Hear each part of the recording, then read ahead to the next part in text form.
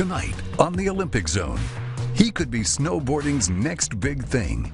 But in Pyeongchang, Toby Miller has been documenting one of the game's most exciting performances every step of the way. It's the return of the king in the men's halfpipe. Plus, it's a city rich in culture and history.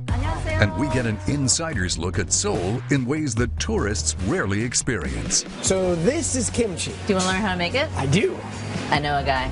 And they have thrilled us, inspired us, and moved us. You can't script it any better than this. We lived some of the most memorable moments we've seen in Pyeongchang. Next on the Olympic Zone. Now from KSEE24, your local Olympic station, taking you inside the 2018 Winter Games. This is the Olympic Zone, presented by Toyota. Well, happy Saturday, everybody. I'm Evan Onstein. And I'm Stephanie Barugi, and welcome to the Olympic Zone. For many Americans, one of the most memorable moments of these games was Shaun White winning gold on his nail-biting final run in the men's halfpipe. And every step of the way during his journey was a teenager who has hopes of one day stepping out of his friend's Olympic shadow. NBC's Rich Lerner shows us how White's best friend plans on taking the world stage at the next Winter Games. As 18th birthdays go, Toby Miller's was, well, sick. I literally told somebody that day, I was like, all I want for my birthday is Shaun to win. Miller is a Shaun White protege and a rising star, though he did not qualify for these games. We made a pact that if he didn't make the team, I was going to bring him anyways. So Miller handled social media, sharing White's story with the world.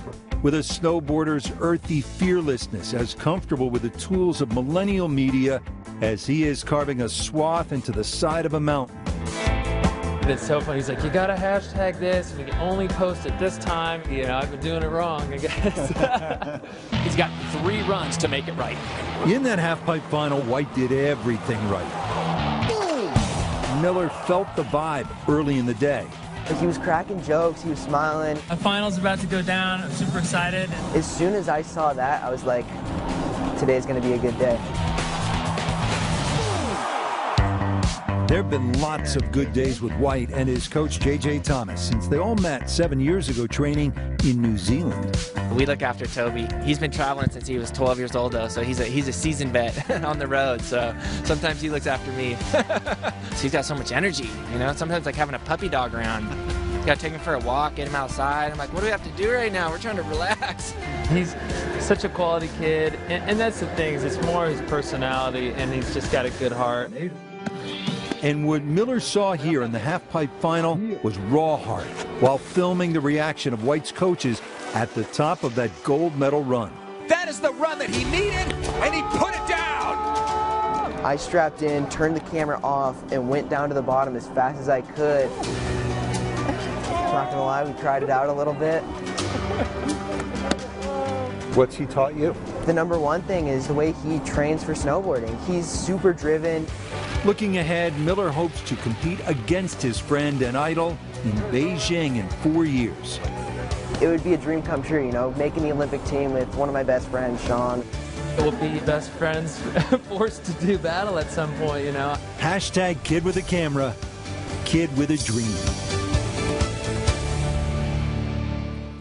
Well, apparently Shaun White isn't retiring. I think they just dropped some little news on us, right? I think so. I think great. so. The United States shocked the Olympic curling world by sweeping their way to a gold medal late last night. Yeah, and this is the U.S.'s first ever Olympic curling gold medal. They beat Sweden 10-7. So in this game, they play 10 rounds. They're called ends, and the game was tight until the 8th end when Skip John Schuster in his 4th Olympics made a perfect throw that turned a 5-5 tie into a 10-5 lead, and that sealed it for the Americans. It means the world. You never know if you're ever going to get another opportunity, and yeah, to get that opportunity, to earn that opportunity by winning our Olympic trials, and then to come here and do what this team did together is something that I definitely will never forget.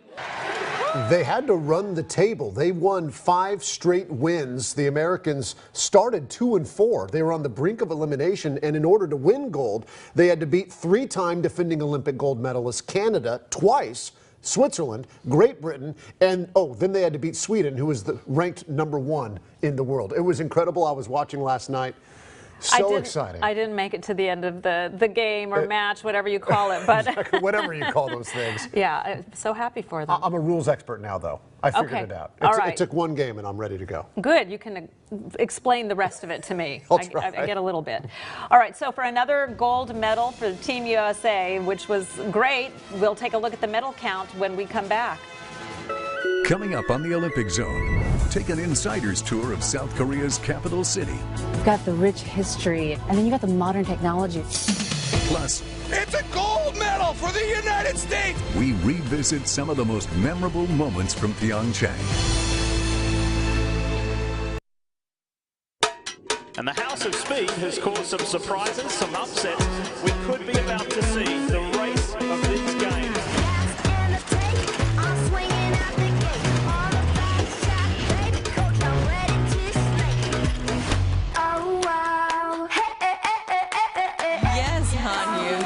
Medvedev created such a brilliant moment. They just redefined sublime. Brilliance strikes again.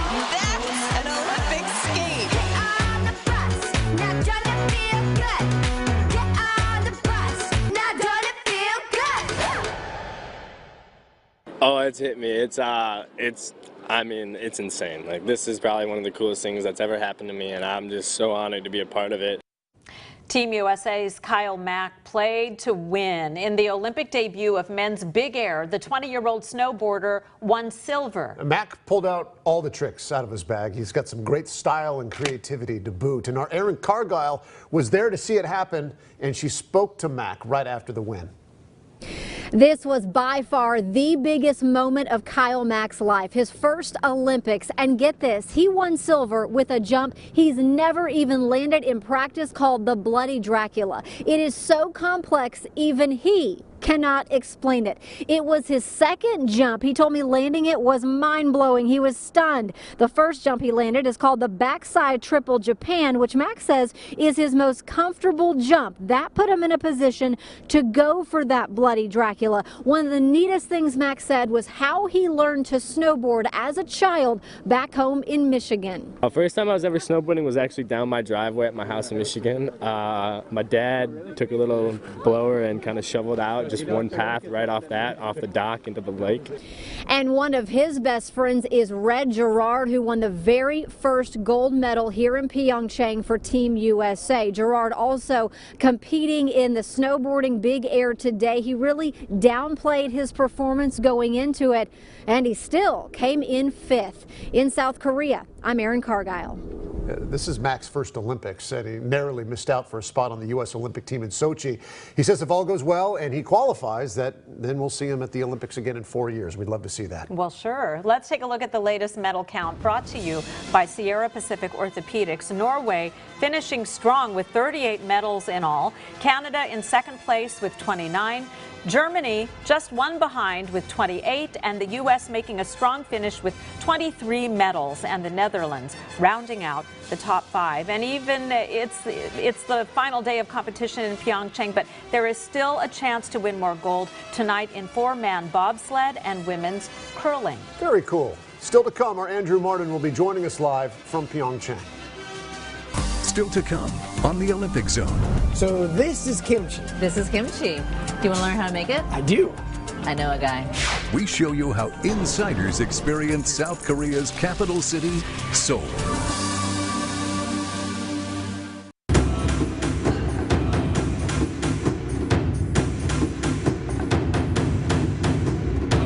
The Korean Word of the Day is sponsored by Fresno Pacific University. I'm Andrew Martin in Pyeongchang, South Korea, here with Karina to share with us today's Korean Word of the Day.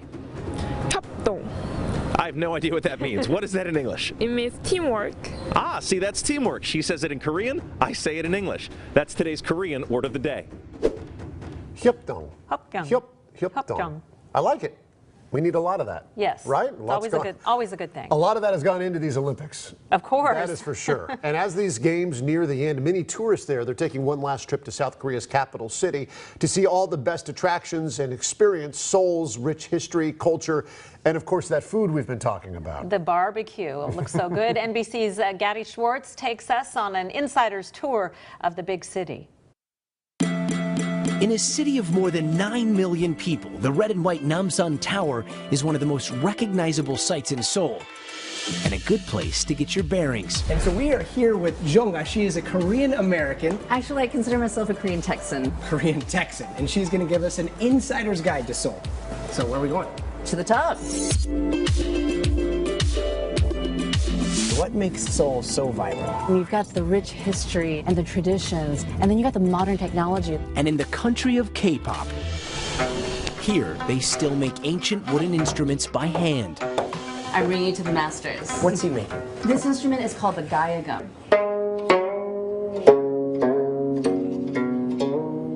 There's so much emotion in the sound. There's a lot of emotion because Koreans have been through a lot of hardship, and music brings a lot of hope. Seoul's past still present in markets like Tongmit, where we saw teens posing with some stacks of what looked like gold. What are those coins that they're holding? Those are the coin lunchbox. That's what's special about this market, actually.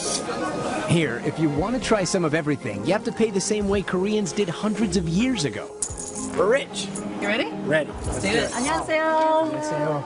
So how does that look over there? Amazing. It's stir-fried pork. Okay. Of course, spicy, just the way we like it here in Korea. Yes. 제육은 얼마예요? 2 coins. 2 coins. All right. So this is kimchi. This is kimchi. Do you want to learn how to make it? I do. I know a guy. I'll hook you up.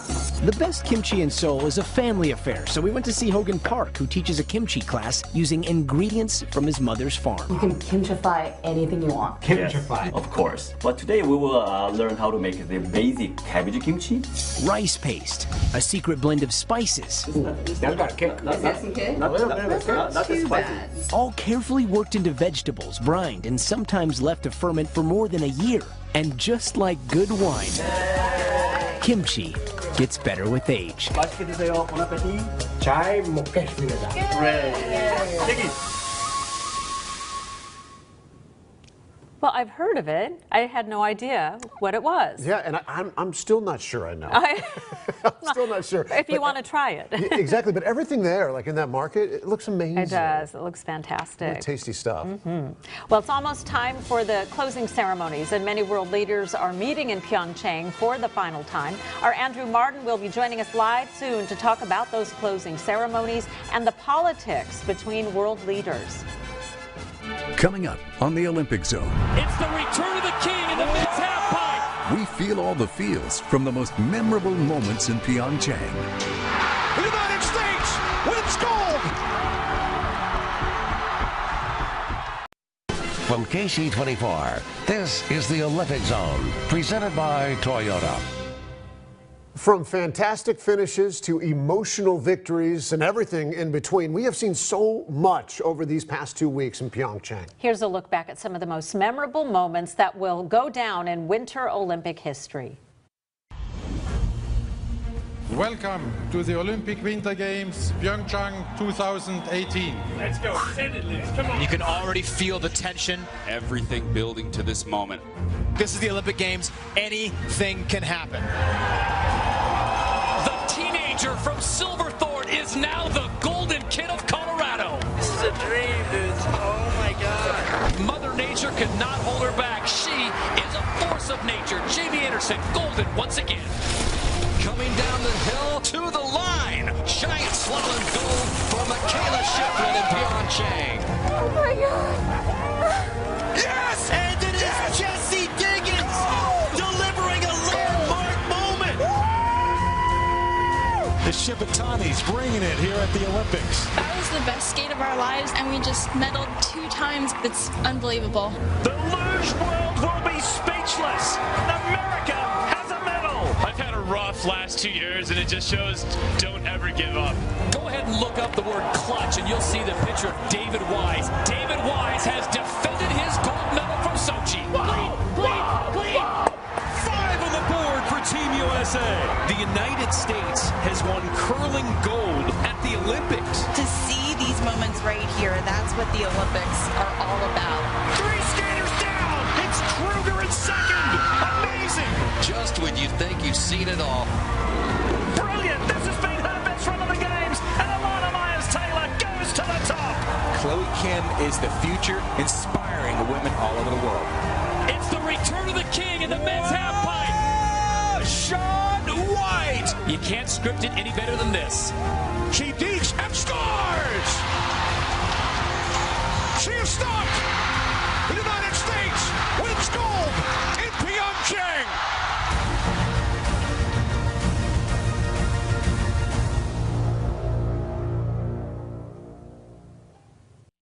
Hi everyone, Mike Tirico at the International Broadcast Center in Pyeongchang. The final weekend of the Winter Games is here, and coming up tonight on NBC, we'll head up to the Olympic Sliding Center for the last 2 runs of the 4-man competition.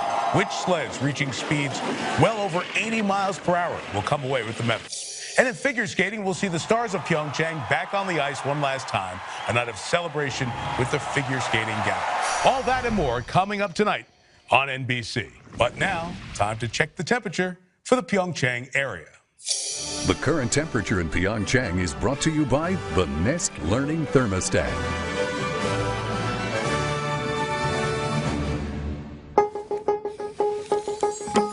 Because everyone likes easy. Sure do. Because everyone is on the go. Because we all like to save energy, but sometimes we slip up. Reaching up. Because sometimes we want it cool at night, then toasty in the mornings. Introducing the easy-to-use, energy-saving, adjustable from everywhere, easy on the wallet and the eyes, Nest Thermostat E. E is for everyone. It's hard to believe. It's gone by so fast, but we've reached the end of the 2018 Winter Olympics and the last day of competition in Pyeongchang. Ahead of the ceremonies, the U.S. presidential delegation arrived in South Korea and got to watch some of the games. They did. Our Andrew Martin joining us live now from Pyeongchang in a report sponsored by Granville. So, Andrew, obviously there are a few people from the U.S. that are there right now. Yes, that's right. The delegation is led by the first daughter, Ivanka Trump, and she was surrounded by a lot of security, as you might imagine. Sarah Huckabee Sanders here as well, the press secretary, of course, for the White House. They took in the same events that we took in yesterday. They went to the Big Air snowboarding final. They saw Kyle Mack win a silver medal, and then they were at the curling arena last night to see Team USA win gold. That's where we talked to Sarah Huckabee Sanders. The location of these games is important, being here in South Korea and making sure we continue to put the maximum pressure campaign on North Korea is a big deal for the administration and something the alliance with South Korea is very important. We wanted to show the support for them in the games and make sure that we sent a good group both for the opening and closing ceremonies. So that's for the closing ceremony. We know Vice President Mike Pence went to the opening ceremony, and we did find out that very likely, most likely, as soon as the Olympics are over, the U.S. and South Korea will go back to their joint military operation. Guys? Andrew, I have 2 questions. First of all, did you get me a cap? And second of all, what have you heard about the closing ceremonies? Are those is the drone light show going to be a part of it? Well, I like how your first question was about you, Steph. And yes, I did get you a cap. I promised I would, and I did. You'll see it in a couple of days. I'm back on Tuesday night. And to answer your second question, we really haven't heard much about the closing ceremonies just yet because there are still events that need to be decided. But we can tell you, obviously, we talked about it yesterday, Jessie Diggins will be the flag bearer for Team USA, and we're expected to see a whole bunch of pomp and circumstance. But we are as in the dark as you guys are right now. 5 seconds, Andrew. What was your favorite event? What was your favorite experience there? 5 seconds. Curling. Women's hockey was great, but curling was my favorite. That's a good choice as well. I was up late last night, and he was there in person. And we got the gold. All right, that does it for us. This is our final Olympic zone. It's kind of sad. We love the show. We thank Andrew Martin. We thank you for joining us. KSEE24's primetime Olympic coverage coming up next.